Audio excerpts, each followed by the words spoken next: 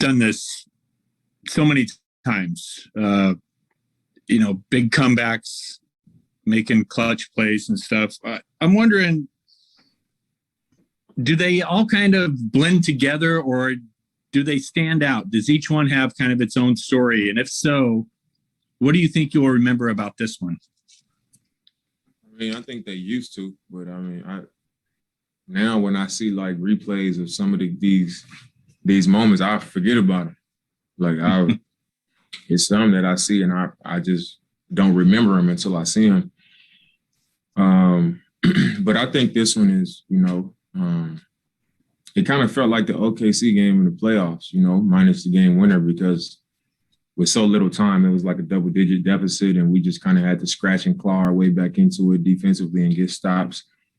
And we needed things to go our way. BI misses 2 free throws. Then we come down back on the defensive end, and on the inbound pass, they fumble it out of bounds. So, like, some things had to go our way on top of us, putting stops together and making timely plays on defense and offense. So, I think because of how it happened and the position that we were in down the stretch, this will be one that I remember. Yeah. Next question is coming from Casey Holdall with Trailblazers.com.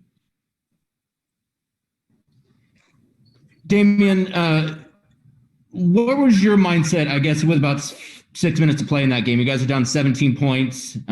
You stayed in the fourth quarter, something you usually sit. I'm assuming that was maybe a discussion you had between you and Terry. So I guess just how did you have to try to stay in the fourth quarter in the game, and where were you at with about 6 minutes to play? At the end of the third, I forget where we was down at the end of the third, maybe 13 or something like that. Maybe it was like 85-72 or 95-82. I can't remember. But I remember when the clock expired and I was thinking about turning to Terry and telling him just leave me in for the fourth. But I was like, sometimes in these situations, they put their bench in, and our bench, has a good 4 or 5 minute stretch, and then we cut into the lead, and then I can come in after a few minutes of rest. But I didn't say nothing to him. We didn't even talk about it. And he took me out, and then he put me back in like 2 minutes into the quarter, which was early for my normal rotation. But I kind of assumed he would do that, just because it was a big game for us. And we needed to go for it. And he put me back in, maybe 3 or 4 minutes early from where he usually does. And the game was like, it could have went either way. Like, we could end up going deeper into that lead where we were down 18 or 20. Or we could, come back early and try to make a push, and I think he just made that call off instinct. And I was kind of thinking the same thing. And, when he called my name, I went back in and we made our run. Thanks, Dame. Next question is coming from Joe Becker with K2. Yeah, Dame, great. Congratulations on the win tonight. Hey, I'm just curious, how hard is it for you to sleep when you get home after exciting games like this that go right down to the end? Whether it's a game like this or any other game, when I get home, I'm pretty wired up usually. Just thinking about what we could have did or what I could have did, or I didn't do this good enough, or I'm playing basically the whole game back in my head on my car ride home. And then when I get home, by the time I eat and watch the game again and all these things, is, I look up sometimes and it's 1:30, 2 o'clock, and then I start watching boxing clips. And before I know it, it's 3 o'clock, and I'll be like, man, I'm gonna go to sleep. But I'll be so wired up just from my mind going about the game and all that. So, I don't think it'll be any different after this game. I'll go home and it'll be the same process. Got it. Thank you. And my son will probably be up waiting too. So if he don't go to bed on time. Dwight James, NBC Sports Northwest. Hey, Dame, on that last shot when you got fouled, you get the ball on the inbound pass. What are you trying to get to, and what did you have in mind, or is that just strictly ad lib at that point? I didn't have nothing in mind. I was just going off instinct. When I caught it, he tried to get into my body, so I knew he was, in his mind, he didn't want to let me get off a three. He didn't want to let me just raise up for three. So I knew it was 6 seconds left, so I put it on the floor to attack him. And I did that knowing that the defense would converge and they would come to me. So I just, I pulled up. I pulled up for the jumper because, my shot had been feeling good. And I felt like I was getting a clean look. And he contested it pretty aggressively. And he hit my arm. So I felt that contact and I saw the ball kind of going to the left. And, I knew it was going to be a foul. If it wasn't, it would have been a bad missed call. But I just wanted to get to a spot and raise up for a jumper. I did that. They called the foul. And, I just had to make the free throws. Yeah, I wondered if for a brief second you were concerned about, because sometimes it's really hard to get the foul calls late in games, even if you are fouled, Yeah, well, I don't think that was a really hard one to call because I rose up and, then my arms ended up going to the side because of the contact that he made. And you saw the ball go to the side as well. So, but sometimes those calls do get missed too, when the referee is behind the play and they missed the contact, but they didn't in that situation. So, that was good for us. Chris Haynes, Yahoo Sports.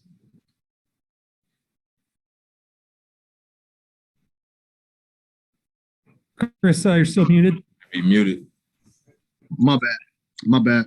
Dame, what went through your mind on the New Orleans' inbound play where the ball went out of bounds? You got the last possession, and then also before that, Brandon Ingram missed 2 free throws. Before he missed the 2 free throws, I got to look at a 3. We was down 3. I got to look at a 3. I rose up over, I think it was Bledsoe and Steven Adams, like a fadeaway 3. And I felt like that was going in. It felt really good when it left my hands and then I missed it. We fouled. B.I. missed the 2 free throws. And after he missed the 2 free throws, I was like, I'm sending this to overtime, like I always think. And, when Terry drew up the action, I was just going to a clear side and I just listened to how, Stan was communicating with the team, how he wanted them to guard me. So I knew that they would chase me over the top. So they were getting ready to chase me. So instead of going over the top, I went underneath at an angle so I can make sure I got a catch. And Melo skipped it over. I thought about raising up quick to tie the game, but I didn't want to rush it when I knew I had time and that they would probably go for a foul because they were up 3. A lot of teams foul instead of giving you a chance to tie it and force overtime and send you to the line. So as I was walking on the court, I kind of had it in mind, like, okay, if they go for the foul, we got enough time and we got a timeout left where if I hit 2 free throws and we foul, and even if they make those 2 free throws, we got a timeout and we can advance it and go for a tie, for the last shot of the game. So I didn't rush that first 3 up and he restarted fouled. I made those 2 free throws. And then it was a 1-point game. And on the inbound, when I saw him fumble it back out of bounds and I knew that we had like 4 seconds left and it was a 1-point game. At that point, I'm just telling myself, just go for game, just go win the game. It don't have to be a 3, it's, whatever shot you need to get to, just win the game. And when we walked out, CJ just tapped me on my back, like, go win it, just make sure you go win it. And I got to my spot and drew a foul and, that was game. Thank you, Clint. Quick follow-up from Jason Quick, and then we've got CJ waiting. Hey, Dame, when you have games like this and you come through in the clutch, it often masks the deficiencies of this team.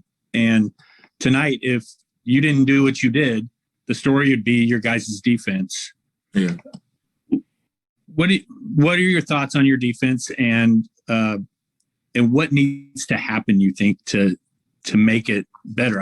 I realize that you guys played defense that led the comeback, but still wasn't where you guys need it to be. I think, you're right. I think sometimes one thing we're good at and we've always been good at is finding a way to win a game. But when you constantly find a way and you scratch and claw and find a way and you don't do certain things defensively consistent enough, you can't sustain finding a way all the time. It's hard to win like that all the time. And I think our biggest issue is not that we don't defend, is that we don't defend consistently, and it's like I've been saying for the last few games, we'll have a good first quarter and a bad second and third.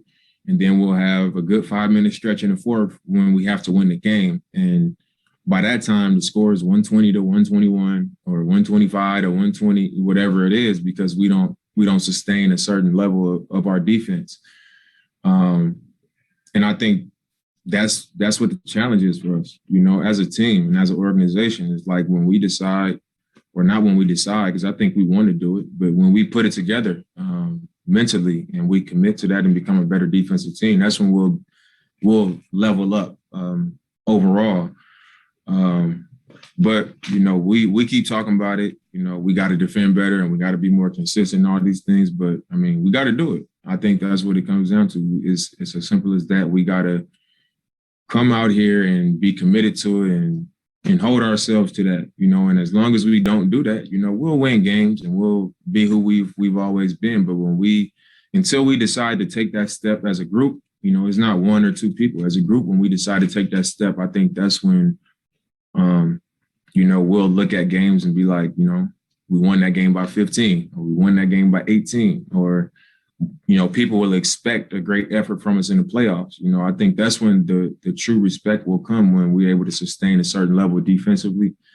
But on the other end, I think you would rather be a team that could find a way, and you can say and continue to address that we need to get better at it than, you know, maybe some teams who would love to switch places with us that are struggling defensively as well. You want to just keep improving defensively, because I do think we have our moments. You know, the numbers may not support us as a good defensive team, but I do think we have our moments, and I do think we're capable. You know, so it's better to be trying to work towards it and addressing these things while you're winning than, you know, maybe like last season where we struggled defensively and we way below 500 and it's just a frustrating season, you know. So I think right now it's good that we talk about it and that we, you know, we're bothered by it. But the action has to start to kick in if we want to seriously be a team that can get in the playoffs and make something happen. All right, thanks, Dan. We'll wrap it there. All right, cool.